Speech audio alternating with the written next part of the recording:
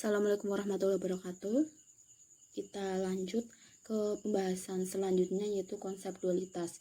Jadi dalam konsep dualitas itu masih berhubungan dengan video sebelumnya, program linier. Dalam konsep dualitas ini, solusi dari persoalan asli atau primal juga memberikan solusi pada dualnya. Dalam konsep dualitas kita mengetahui ada dua bentuk. Yang pertama bentuk primal, yang kedua bentuk dual. Dalam bentuk primal itu ada yang dapat dikatakan asli, yang kedua itu dual. Jadi hal ini nantinya masih berkaitan. Nah, cara ngitungnya gimana? Kita masih sama dengan soal yang sebelumnya, dalam video sebelumnya, yaitu diketahui Z max-nya itu 40x1 plus 30x2, sedangkan untuk batasannya itu ada 2x1 plus 3x2 kurang dari 60. Yang kedua 2x2 kurang dari sama dengan 30, yang ketiga 2x1 plus x2 kurang dari 40. Nah, cara yang pertama untuk menghitungnya itu mengubah fungsi tujuan dari minimalisasi menjadi maksimalisasi atau sebaliknya. Nah, di sini itu apa? Kita lihat Z max. Berarti dalam bentuk dualnya kita akan mengubahnya menjadi Z min. Yang kedua ialah mengubah tanda pertidaksamaan. Tanda pertidaksamanya kita lihat di batasannya tuh di sini. Kita ubah menjadi sebaliknya. Kemudian kita akan koefisien tujuan untuk primal dijadikan konstansa batasan kendala di bentuk dual. Jadi kita fokus lagi ke Z max. Di sini ada angka 40 sama 30. Kita pindahin ke sini.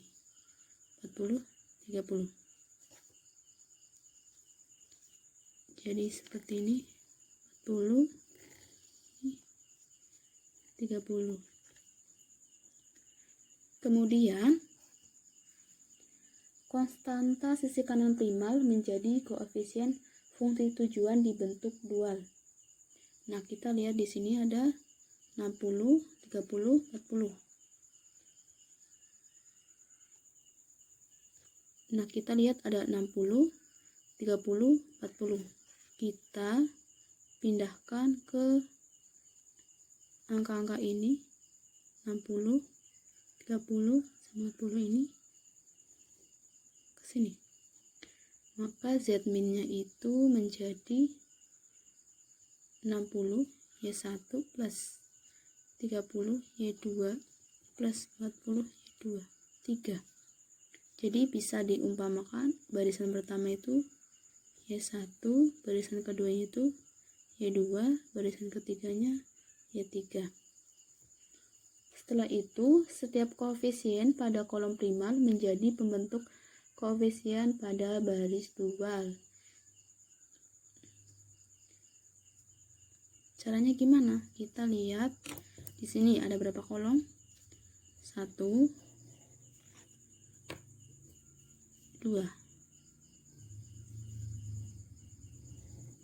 Berarti ada kolom, kita rubah ke sini.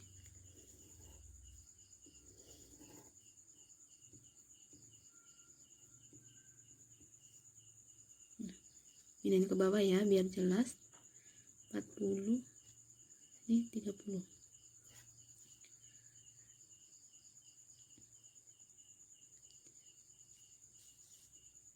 Nah, ini kan ada dua kolom.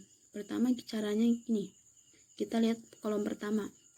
2x1 itu kita anggap sebagai Y1. Artinya di sini itu mewakili Y1. Maka kita dapat menulisnya 2Y1.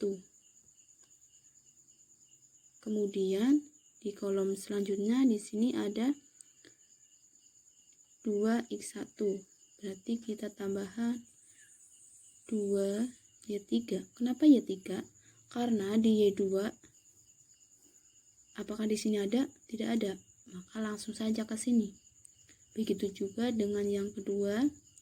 Maka di sini 3x2 diganti dengan Y1 untuk memudahkan. Jadi 3Y1 karena ini kita umpamakan menjadi Y1, yang kedua 2 berapa? 2Y2. 2 plus 2Y2, kemudian X2 menjadi plus Y3. Nah, langkah selanjutnya kita melihat hasil dari perhitungan pada video sebelumnya. Hasil akhirnya tuh seperti ini. Kemudian kita melihat slack atau variabel tambahan di sini. Karena variabel tambahan pada soal kemarin atau video sebelumnya itu X3, X4, dan X5. Kemudian kita akan mengetahui bagaimana cara mencari Y1, Y2, Y3. Y1, Y2, Y3 itu kita peroleh dari sini. X3 itu mewakili Y1, X4 itu mewakili 0, X5 itu mewakili Y2, X5 itu mewakili Y3. Y1 itu hasilnya 5, Y2 tadi 0, Y3 itu 15, sedangkan untuk NK itu 900. Ini menjadi hasil nanti Z minnya sama dengan 900. Oke, kita lanjutkan yang sebelumnya. Kembali lagi, setelah melihat dari hasil yang perhitungan kemarin atau video sebelumnya, akan diperoleh tadi gimana? Y1 nya itu 5, Y2 nya itu 0, Y3 nya itu 15. Nah, kita masukin ke sini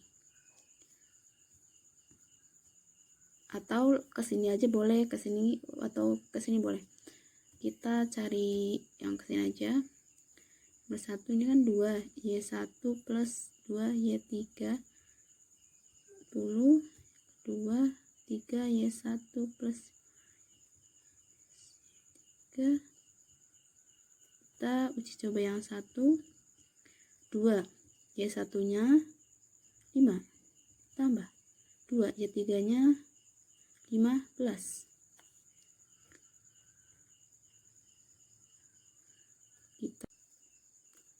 Oke, kita lanjut lagi. Maaf, ini 40, hasilnya 40.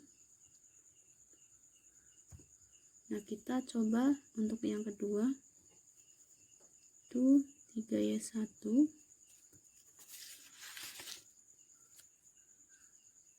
plus 2Y2 plus Y3. 3Y1 nya 5 plus 2 0, 15. 15 plus 0 plus 15.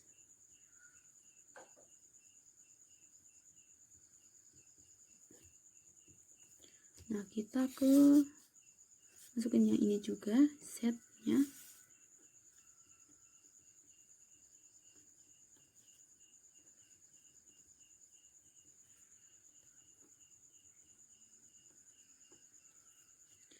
Sini 60, Y1 nya tadi 5 plus 30 kali 0 plus 40, Y3 nya 15. 60 kali 5 300 plus 0 berapa?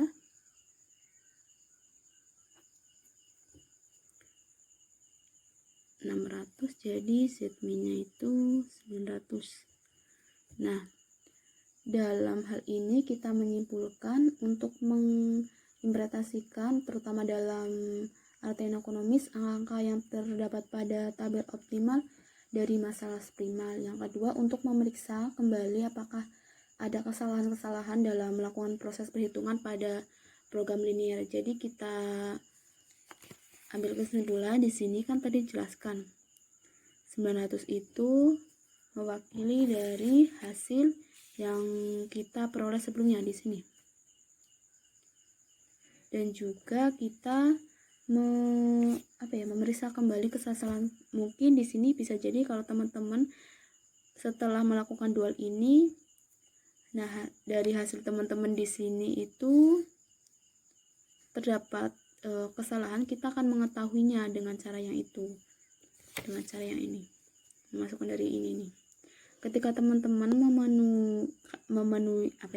ketika teman-teman mengalami kesalahan dalam proses penghitungan, teman-teman berarti harus mengulang kembali dari program linear, karena bisa jadi dari proses perhitungan teman-teman yang di sini itu ada kesalahan. Nah, dari itu perlu teliti dalam proses pengerjaan dari yang program linear yang video awal-awal itu. Kalau misal itu merasa sudah benar dan dikoreksi di sini ternyata salah, dengan program dual ini mungkin teman-teman bisa ngecek kembali di bagian mana kira-kira terdapat kesalahan. Oke, sekiranya cukup, semoga bermanfaat dan hasilnya bisa dilihat nanti fotonya di video ini.